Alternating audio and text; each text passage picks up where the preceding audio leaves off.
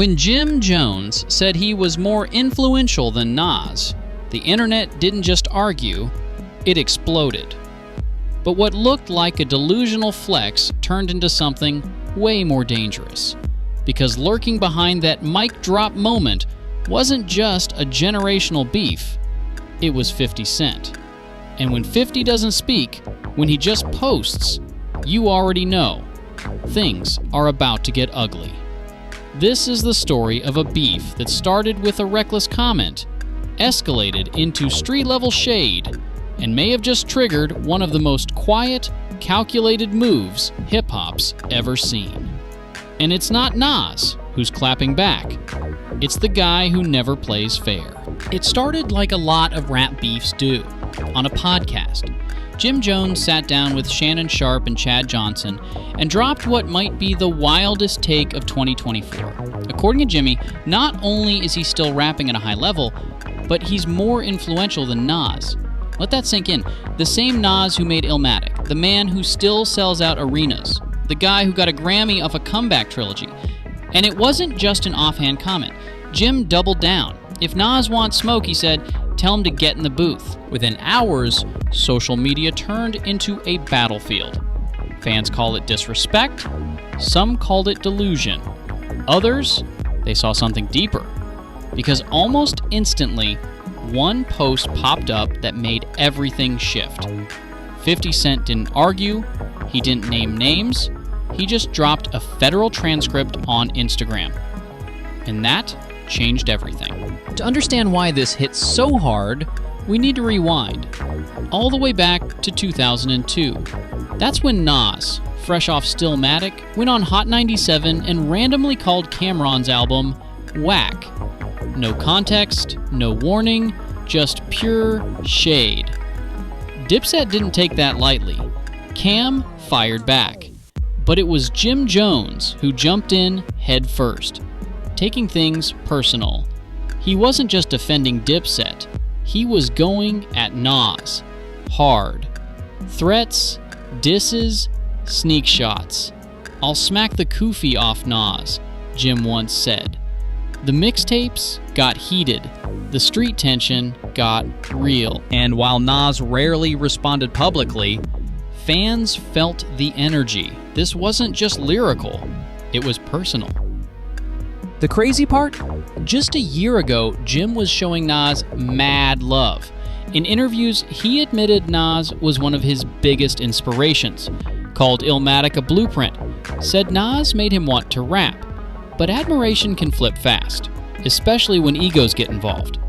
Fast forward to 2024, and Jim's not praising Nas anymore. He's comparing stats, saying the youth doesn't even know who Nas is, claiming he's the one who shaped street culture, not Nas. Even said, I'll wrap circles around Nas right now. It was like watching a fan become a rival in real time. But that's when things took a wild turn. When Jim hit Shannon Sharpe's nightcap, fans were hoping he'd walk it back, maybe soften the blow. He didn't. He doubled down again. And this time, he made it personal. Claimed he's been spanking everyone in the industry, pulled up Billboard receipts, said if you compare careers, he comes out on top. Shannon wasn't having it. Were you smoking when you said that, he asked, half joking? But Jim wasn't joking. He stood by everything. He even tried to pivot the whole debate into a gym battle, challenging Shannon to outwork him in the weight room. At that point, it wasn't even about Nas anymore. It was ego versus legacy, podcast clout versus rap history. And nobody knew where this was headed, except one person. 50 Cent didn't say a word. He didn't appear on a podcast, he didn't tweet. He posted one screenshot, a federal document from a wiretap. Caption, Individual 1. That was all he needed, because real fans knew what that meant. Individual 1 is the nickname prosecutors used in the Tekashi 6ix9ine trial, a codename allegedly linked to none other than Jim Jones. In 2018, during Tekashi's trial, prosecutors played a phone call. The voice? Allegedly Jim Jones, telling Blood Gang members to violate Tekashi for turning rat. He was never charged. His voice was never confirmed in court. But the nickname stuck. Individual 1. It became meme material, blog gold, and 50 Cent, the king of receipts, never let it go. He posted videos mocking it, pretended to be hiding out in Texas, afraid for his life because Jimmy is gang gang. And now, years later, he brought it back. Why? Because Jim challenged Nas. And in 50's world, that's enough reason to hit detonate. Jim saw the post, he didn't respond with music, he went straight to the gram, posted a throwback Dipset photo, full Bird Gang drip, caption, "Why you keep lying." Then another post, a Jim flex, this time aimed at Shannon. "Don't duck the challenge now. You called me out in front of the world." Jim started positioning himself not just as a rapper, but as a marketer.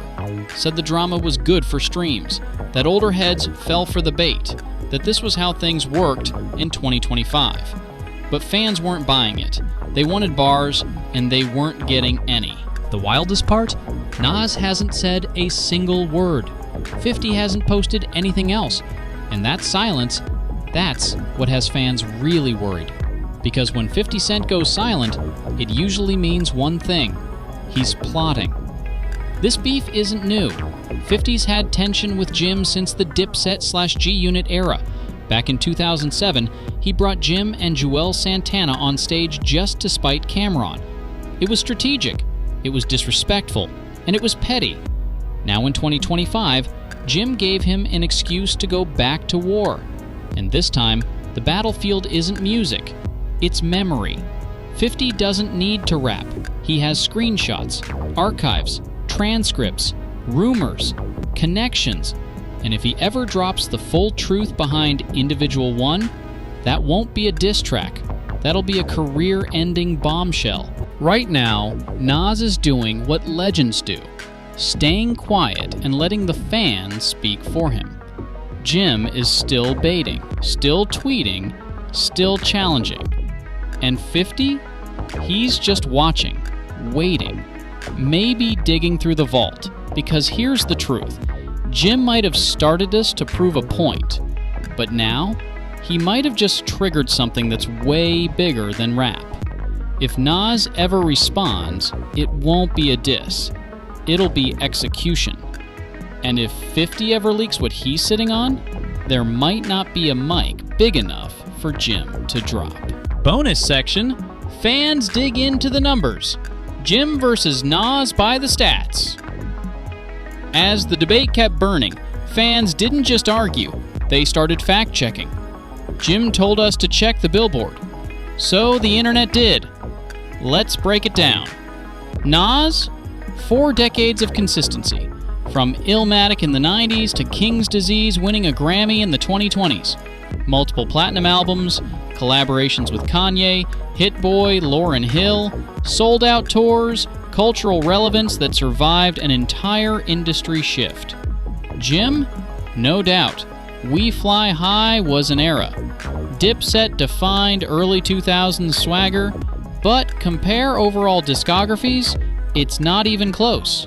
Nas has 15-plus studio albums. Jim? Less than half that. Nas has hits that shaped generations. Jim has a few that defined summers. And that's not shade. It's just the truth. Even the younger fans Jim tried to rally behind him started switching sides once the receipts came out. Nas never had an impact, one fan tweeted. Then why did Ether shift the whole Jay-Z narrative? It's a valid question. As the debate kept burning, fans didn't just argue, they started fact-checking. Jim told us to check the billboard, so the internet did. Let's break it down. Nas, 4 decades of consistency, from Illmatic in the 90s to King's Disease winning a Grammy in the 2020s. Multiple platinum albums, collaborations with Kanye, Hit Boy, Lauryn Hill, sold-out tours, cultural relevance that survived an entire industry shift. Jim? No doubt. We Fly High was an era. Dipset defined early 2000s swagger.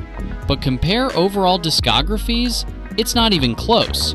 Nas has 15-plus studio albums, Jim, less than half that. Nas has hits that shape generations. Jim has a few that define summers. And that's not shade, it's just the truth. Even the younger fans Jim tried to rally behind him started switching sides once the receipts came out. Nas never had an impact? One fan tweeted. Then why did Ether shift the whole Jay-Z narrative? It's a valid question. Bonus section. Why Nas doesn't clap back, and why that might be the smartest move of all. Some fans want Nas to step in, drop a track, crush Jim once and for all, but maybe silence is the clapback. Nas has nothing left to prove. He's already survived Jay-Z, Prodigy, 50 Cent, Cormega, and every lyrical sniper New York's ever produced. And now in his 50s, he's still charting, still innovating, still being studied by Ivy League students. Why would he respond to this? It's not a battle, it's bait. And if there's one thing Nas has mastered over time, it's this: let clowns clown and let legends build empires. He's not ducking, he's elevating. Jim claims this is strategy, that older fans fell for the bait, that every time he says something wild, his streams spike. In a way, that's true. Controversy equals clicks. He understands the algorithm, he knows how to stir the pot. But here's the question: is that a sustainable legacy? Because while Jim plays chess with attention, 50 is playing war with receipts. And Nas? He's living rent-free in the conversation, without even opening his mouth. And maybe, just maybe, that's the power of legacy over noise. So what happens next? If Nas does respond, it could be the moment that finally reminds a new generation what lyrical murder looks like. If 50 drops everything he's hinting at, this might stop being a rap beef and start becoming something that forces hip-hop to reckon with its own shadows. Or maybe the silence will keep growing. And the louder Jim talks, the more deafening it gets.